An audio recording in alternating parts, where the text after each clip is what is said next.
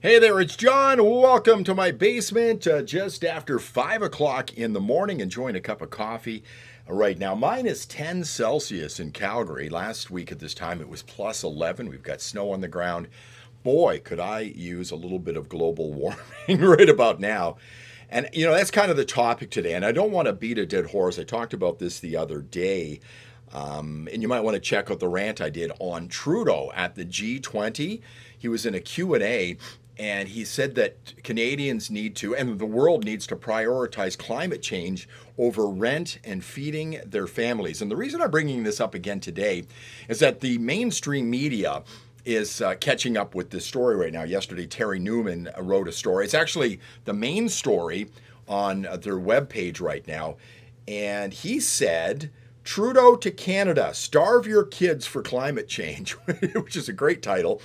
Following it up, kind of the subheading here, forgive us if we put feeding and housing our families above Trudeau's plans to save the entire planet. Now, so far, there's about close to 800 comments on this.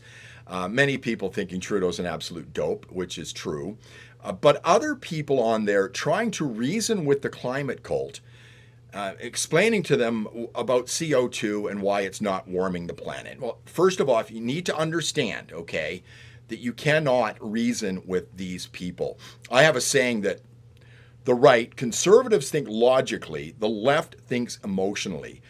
I think about doing the right thing. They think about doing something. And very often what they think about doing, and that something they're talking about, is wrong. And they are in this situation as well. But you cannot reason with a cult, and that's what they are. I think the left is a cult these days as well, with some of the crazy things they believe.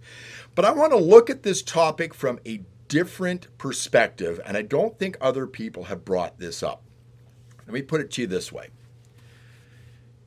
You're a taxpayer. I'm a taxpayer. Now, if I pay my taxes to the city, and the city, in its wisdom, and we don't have a very wise city council in Calgary, but in its wisdom decides to put up a public building with my tax dollars, I expect to see a building. If the province decides it's going to build a road, and I'm paying tax dollars to the province, I expect to see a road.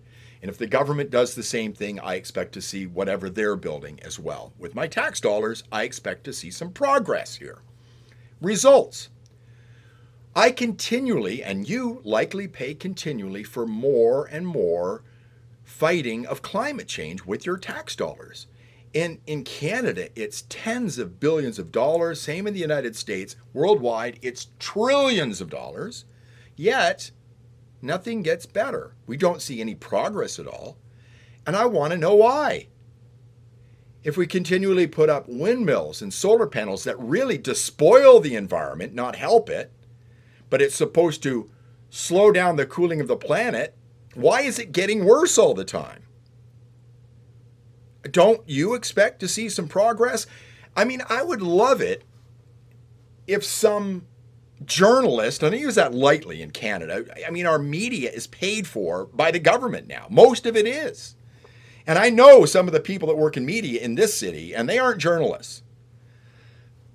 Why wouldn't one of them ask Trudeau, how much has the planet cooled since we've paid tens of billions of dollars into carbon taxes and are trying to destroy our oil and gas industry, which is a huge part of our economy? Are things not getting better? No, he'll tell you things are getting worse. And here's the reason why it's getting worse. Things are getting worse because climate change is now the world's biggest business.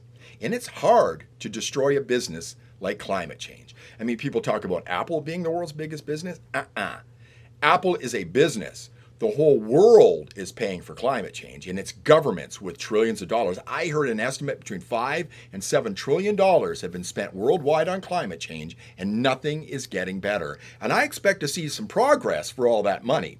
Now, Trudeau at the G20 also said paying a carbon tax is the best way to fight climate change. And between now and 2030, if he's still in government, the carbon tax in Canada, and I like to call it a carbon dioxide tax, will triple here. And we'll be paying about $20 to $30 extra for a tank of gas because of it. But why aren't things getting better? Because the people in charge are in charge of climate change are getting paid because of climate change. I mean, go to any business today. It's entrenched in everything. Go to Rogers if you have a cell phone plan there. They got a whole page on climate change and sustainability. They all do. And there's money in it. Lots and lots of money. And have you ever noticed that the people that scream the most about climate change and the doom and gloom that's coming along with climate change generally have the words climate change in their job title? They don't want to see climate change end or the gravy train ends for them.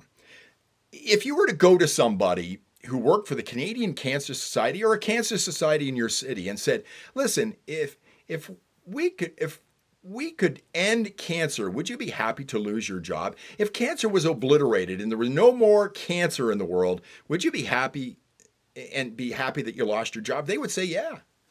I would gladly give up my job if we could cure cancer. Not the same with climate change. These people know their money is in the doom and gloom, and fear sells. Now I'm going to end here with a quote. This is from Upton Sinclair, U.S. novelist, and he was a socialist politician as well. Okay, don't know much about Upton, but I'm kind of a keeper of quotes, and I keep quotes that I find interesting, and here's what he said. It is difficult to get a man to understand something when his job depends on not understanding it. I think that speaks well for the climate cult and those people that are pushing the scare. And you see it all the time in the media, and you see it all the time in our government as well. Thanks for watching.